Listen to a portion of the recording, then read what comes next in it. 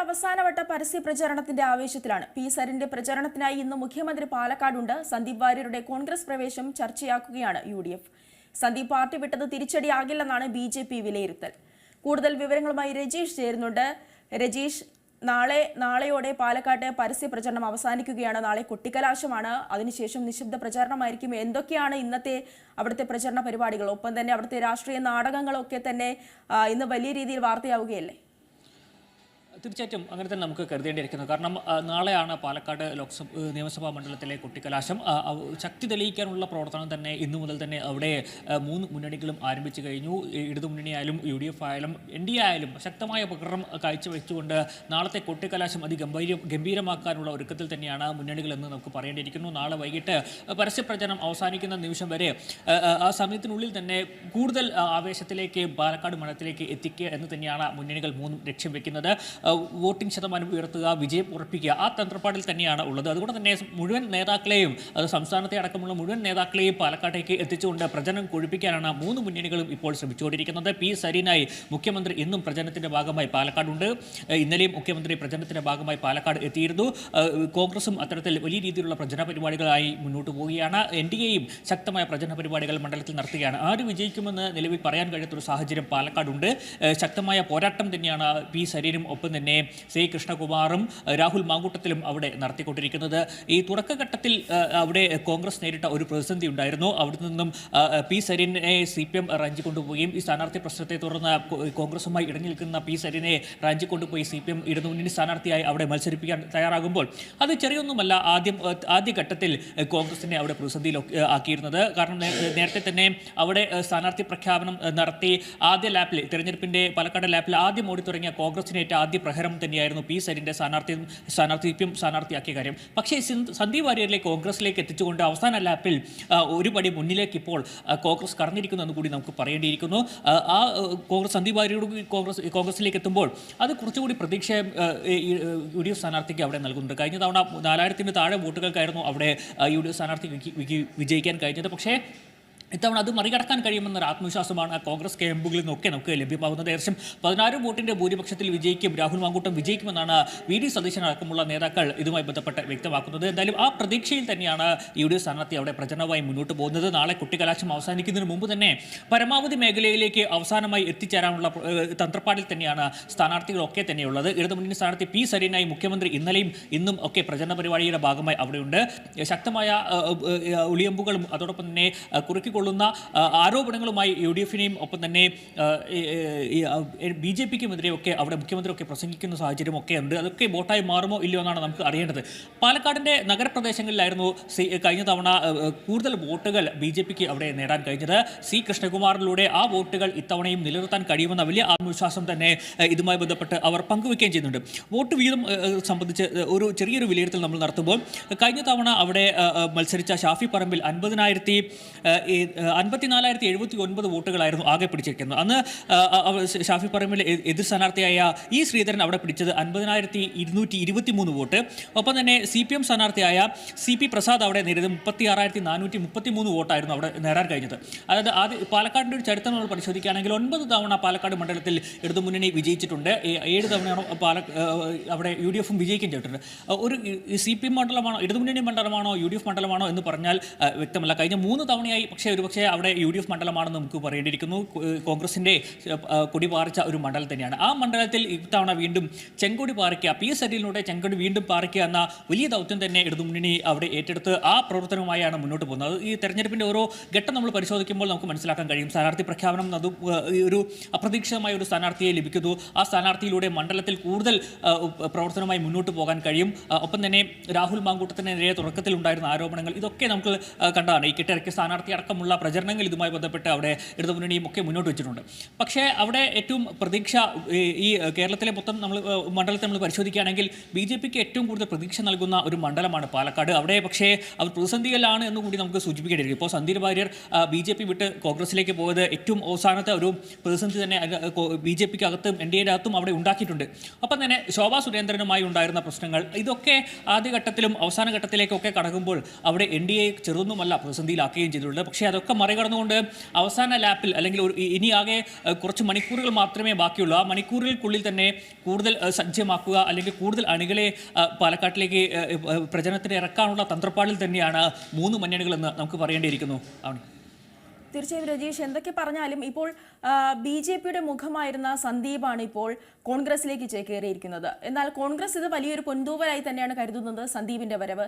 എന്നാൽ BJP പറയുന്നത് സന്ദീപിന്റെ പോക്കിലൂടെ തങ്ങൾക്ക് യാതൊരു കോട്ടവും വരാനില്ല എന്ന് തന്നെയാണ് BJP പറയുന്നത്. സന്ദീപ് അടക്കം കഴിഞ്ഞ ദിവസം മാധ്യമങ്ങളോട് പറയുകയുണ്ടായി, തന്നോടൊപ്പം ഒരു 1000-ലധികം വോട്ട്, ആയിരക്കണക്കിന് വോട്ടുകൾ തന്നോടൊപ്പം കോൺഗ്രസിലേക്ക് വരുമെന്നാണ് സന്ദീപ് പറഞ്ഞത്. അപ്പോൾ ആ ഒരു രീതിയിൽ എങ്ങനെ നോക്കിയാലും BJPക്ക് സന്ദീപിന്റെ ഈ ഒരു പോക്ക് തിരിച്ചടി തന്നെയല്ലേ? തീർച്ചയായിട്ടും. കാരണം ഈ തെരഞ്ഞെടുപ്പ് സമയത്ത് ഒരു വോട്ടെങ്കിൽ ഒരു വോട്ട് പോകുന്നത് അല്ലെങ്കിൽ നഷ്ടമാകുന്നത് അത് വലിയ തിരിച്ചടി തന്നെയാണ്. കാരണം ഒരു വോട്ടിൻ്റെയൊക്കെ വ്യത്യാസത്തിൽ ഒരു എതിർ സ്ഥാനാർത്ഥി വിജയിക്കുക എന്ന് പറയുന്നത് പിന്നീട് അങ്ങോട്ട് ചിന്തിക്കാൻ കഴിയാത്തൊരു സാഹചര്യമാണ്. അതുകൊണ്ട് തന്നെ ഒരു വോട്ടാണെങ്കിൽ ഒരു വോട്ട്, അത് ഇത്തവണ പാലക്കാട് ഏറ്റവും വിലപ്പെട്ട ഒരു കാര്യം തന്നെയാണ്. കാരണം കഴിഞ്ഞ തവണ 4000 താഴെ വോട്ടുകൾക്ക് മാത്രമായിരുന്നു അന്ന് ഷാഫി പറമ്പിൽ അവിടെ വിജയിക്കാൻ കഴിഞ്ഞത്. അന്ന് ഈ ശ്രീധരൻ ആയിരുന്നു ശക്തമായ സ്ഥാനാർത്ഥി തന്നെയായിരുന്നു അവിടെ ഉണ്ടായിരുന്നത്.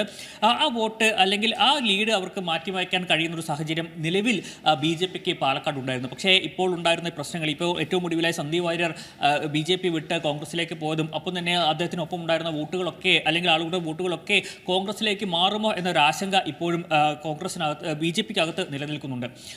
കെ സുരേന്ദ്രനൊക്കെ അവിടെ തമ്പടിച്ചുകൊണ്ടുള്ള പ്രചരണ പരിപാടിയുമായി ഒക്കെയാണ് മുന്നോട്ട് പോകുന്നത്. ഈ വോട്ടിൻ്റെ കാര്യം നമ്മളൊന്ന് പരിശോധിക്കുകയാണെങ്കിൽ പാലക്കാട് നഗരത്തിലായിരുന്നു കഴിഞ്ഞ തവണ ഏറ്റവും കൂടുതൽ വോട്ടുകൾ BJPക്ക് നേടാൻ കഴിഞ്ഞത്. 34,143 വോട്ടുകളാണ് കഴിഞ്ഞ തവണ NDA സ്ഥാനാർത്ഥി ഈ ശ്രീധരൻ പാലക്കാട് നഗരത്തിൽ നിന്ന് മാത്രം നേടി. അവിടെ പക്ഷേ UDFന് നേടാൻ കഴിഞ്ഞത് 27,905 വോട്ടുകൾ മാത്രമേ അവിടെ കോൺഗ്രസിന് അവിടെ നേടാൻ കഴിഞ്ഞുള്ളൂ. ഇടതുമുന്നണിക്ക് 16,455 വോട്ടുകൾ, അത്ര വോട്ടുകൾ മാത്രമേ ഇടതുമുന്നണിക്ക് നഗരപ്രദേശങ്ങളിൽ നേടാൻ കഴിഞ്ഞു. അതായത് നഗരപ്രദേശങ്ങളിൽ കൂടുതൽ സ്വാധീനം നിലവിലെ സാഹചര്യത്തിൽ BJPക്കാണ്. ആ ലീഡ് തന്നെയാണ് ഈ ഏറ്റവും അവസാനത്തെ റിസൾട്ട് വരുമ്പോൾ ഒരു മാർജിനിൽ വലിയ രീതിയിൽ മാറ്റമുണ്ടാവാതെ 4000 താഴേക്ക് എത്തിക്കാൻ NDAക്ക് കഴിഞ്ഞത് BJPക്ക് കഴിഞ്ഞു എന്നുകൂടി നമുക്ക് സൂചിപ്പിക്കേണ്ടിയിരിക്കുന്നുണ്ട്.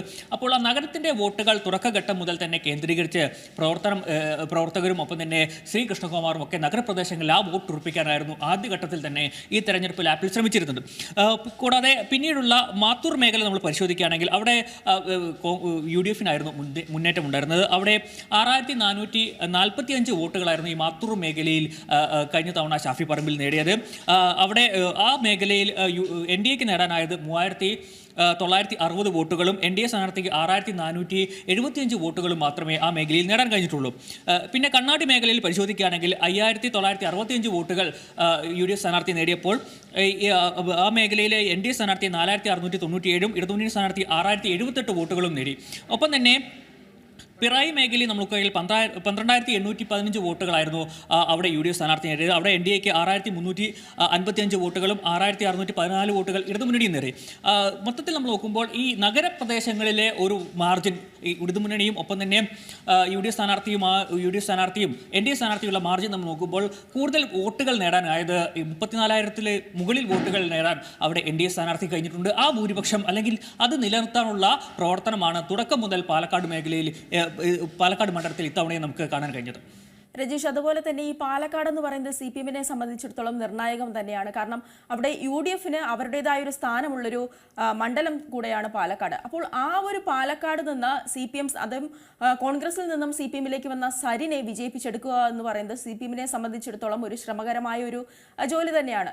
അപ്പോൾ അത് മാത്രമല്ല, CPM-നെ സംബന്ധിച്ച് പാലക്കാട് ഇപ്പോൾ CPM-ന് തങ്ങളുടെ ആധിപത്യം ഉറപ്പിക്കാൻ സാധിക്കുകയാണെങ്കിൽ അത് വരുന്ന മുന്നോട്ടുള്ള ഇലക്ഷനിൽ കൂടെ CPM-ന് മുന്നണിക്ക് ഒരു പ്രതീക്ഷ കൂടെയല്ലേ നൽകുന്നത്. അല്ലാത്ത പക്ഷം ജനവിരുദ്ധമായ CPM-ന് ഇപ്പോൾ ഉണ്ടായിക്കൊണ്ടിരിക്കുന്ന ഒരു ജനവിരുദ്ധമായ നിലപാടിന്റെ ബാക്കിയായി അത് അവശേഷിക്കുകയും ചെയ്യും.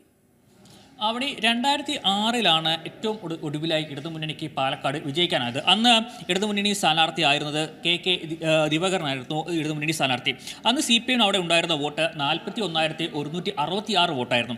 ഏറ്റവും ഒടുവിലെ തിരഞ്ഞെടുപ്പിൽ ഷാഫി പറമ്പിൽ അവിടെ നേടിയ വോട്ട് എന്ന് പറയുന്നത് 54,079 വോട്ടായിരുന്നു.